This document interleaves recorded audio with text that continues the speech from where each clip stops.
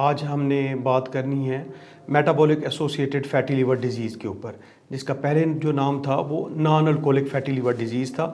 اب اس کا لیٹسٹ نامنکلیچر میں گائیڈ لائنز میں جو نیو نیم ہے وہ metabolic associated fatty liver disease ہے۔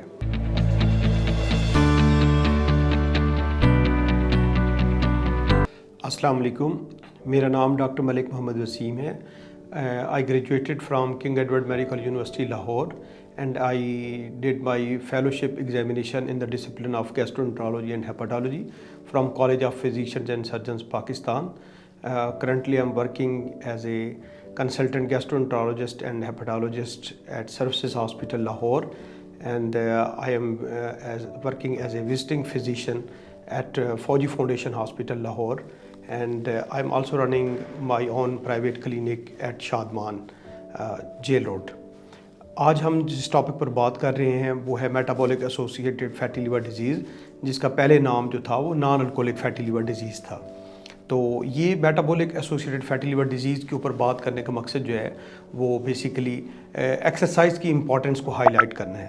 یہ جو ہے یہ بیسیکلی ایک سینڈروم ہے جس کے اندر جو کافی ساری ڈیزیزز جو ہیں وہ اکٹھی ہوتی چلی جاتی ہیں، جسٹ لائک آپ کا ڈسلیپیڈیمیا ہے، اسپیشلی سیرم ٹرائیگلائسرائڈ لیول کا بہت زیادہ ہونا، اس کے علاوہ جو ہے ڈائبٹیز ملائٹس ساتھ ہو جانا، شوگر جس میں بلڈ شوگر فاسٹنگ کا لیول 110 ملی گرام پر ڈیسی لیٹر سے زیادہ ہونا، اسی طریقے سے اس کے ساتھ بلڈ پریشر، بلند فشار خون جس میں 135-85 ملی میٹر آف مرکری سے زیادہ ہونا، اس کے ساتھ آپ کی جو ویسٹ سرکمفرنس ہے وہ اس کا سائز انچز کے اندر بڑھ جانا۔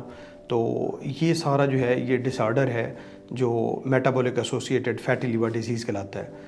تو اس کے بعد یہ جو ہے آپ کو کل کو فائبروسس لیور کی کروا سکتا ہے، اس کے ساتھ سیروسس کرا سکتا ہے، جس کی وجہ سے جو ڈیکمپنسیٹڈ ڈیزیز میں لیور چلا جاتا ہے اور آگے اس کی کمپلیکیشنز جگر کی وجہ سے بیماریوں کی وجہ سے ڈیولپ ہو سکتی ہیں۔ تو اس میں سب سے امپورٹنٹ چیز جو ہے آپ کو ہائی لائٹ یا میسیج دینا ہے وہ ایکسرسائز کے حوالے سے ہے۔ ابھی تک ٹرائلز کے اندر کوئی ایسی ڈرگ نہیں ہے جو FDA نے اپروو کی ہو metabolic associated fatty liver disease کی ٹریٹمنٹ کے طور پر، آلدو کہ لوبیپروسٹون ایک ڈرگ ہے جس کے اوپر ابھی ورکنگ جاری ہے۔ لگتا ہے بازار کے کھانے بہت کھاتے ہو۔ جی ڈاکٹر صاحب، میں یہ میڈیسن پرسکرائب کر رہا ہوں، وہ آپ لے لیں۔ اب کوئی بھی مسئلہ ہو تو مرہم سے ڈاکٹر کی آن لائن کنسلٹیشن بک کرو، کیونکہ ڈاکٹر سے بات ہوگی اب گھر پر۔ تو اس میں سب سے امپورٹنٹ چیز جو ہے وہ ایکسرسائز ہے۔ تو اس میں at least 25 to 35 minutes a day اور 150 منٹس اے ویک جو ہے نا ایکسرسائز از ریکمینڈیڈ۔